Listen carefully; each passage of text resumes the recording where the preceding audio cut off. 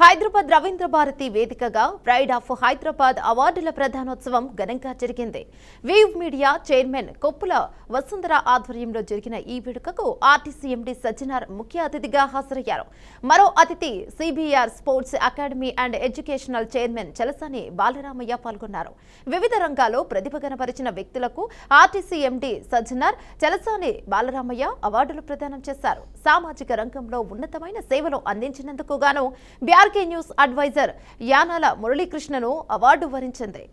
Hostel రంగంలో సేవకులకు గాను వాణి హాస్టల్స్ అధినేతలు ఎం రాజారావు, వాణిలకు, ఇక వ్యవసాయ రంగంలో ముగ్గురుకు అవార్డులు లభించాయి. 125 నేషనల్ అండ్ ఇంటర్నేషనల్ అవార్డ్స్ గ్రహీత కుడివాడ నాగరత్నం నాయుడు, యానాల వెంకట నారాయణ, గోల బుల్లిరామయ్యకి అవార్డు అందుకున్నారు.